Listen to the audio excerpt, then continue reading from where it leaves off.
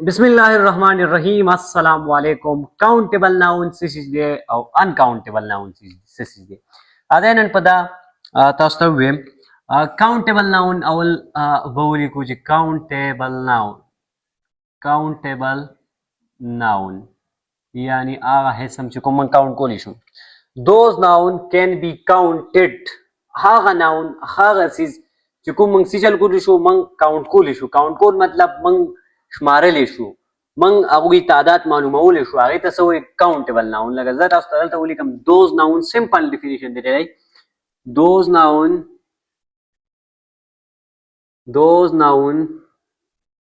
that can be counted that can be counted. Those noun can be counted is called a countable noun.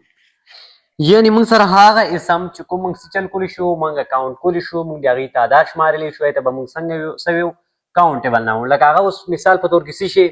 لکه مثال په طور کې اوس زه واخلم چې ما سره 2 مایکونه لګېدلي دي دا اوس کاونټیبل ناون دی لکه زه شمارلی شم ها زما شاته یو بورډ دی زه دا شمارلی شم ټیک شو دا کاونټ شو لکه مثال په طور کې هلته پورې 2 کټونه دي دا څه شو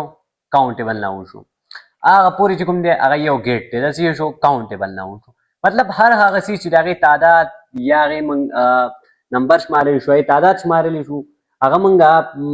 مطلب شمارلی شو لکه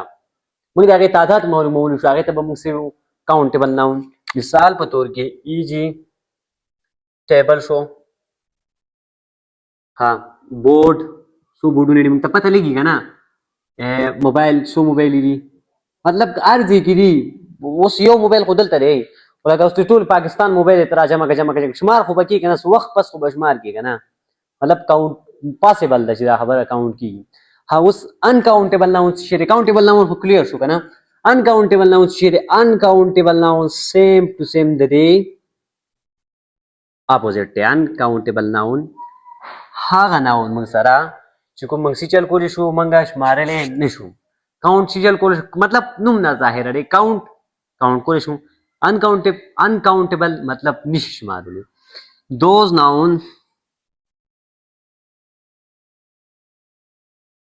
that cannot be counted پوښ پې که نه لږ فرق دی پکې هغې کې موږ can be counted मतलब those noun can be counted is called countable noun those noun that cannot मतलब نشي شمارلی cannot څوری یادولو ته هم څومره آسان دی که نه آسان ډیفینیشن دی that cannot be counted is called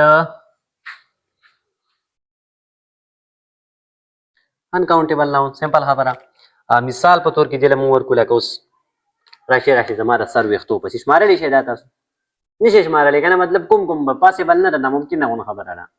ها اوس تاسو اهل برا اسمان کې ستوري دي دا شمارلی شئ اسمان کې څو ستوري ځه ته شماره ستړی به شي شمار باندې کې ها اوس ته د هغې واخله مثال په طور کې اوبه شوي هغه اوبه ته شمارلی شي کوم یو مطلب ته اوس وایي 1 kg اوبه چې کوم یو شي من ته میر کوي هغه خو ته کولی شي که نه چې 1 kg چې اوبه شوي ځه ته به ګیلاس کې واچې چې 1 ګلاس اف واټر خو چې کوم ډېرې اوبه وي ته هغه دغه کاونټ کولی شي نشي کاونټ کولی که نه مطلب خوړ به یېږي ځه ته کاونټ کړه زه ستا ومنم نو هر هغه څیز چې کوم موږ کاونټ کولی نه شو هغې ته څه وایي uncountable noun او کوم څیز موږ کاونټ کولی شو هغې ته countable noun نوم نه دا دواړه ډیفینیشن کوم دي هغه ظاهر دی که ټیسټ دپاره پریپریشن کوئ یا داسې بل څه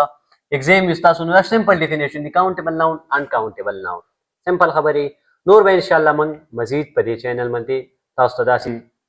ښه پوینټونه راوړو وما علینا الا البلاغ جزاکم الله خیر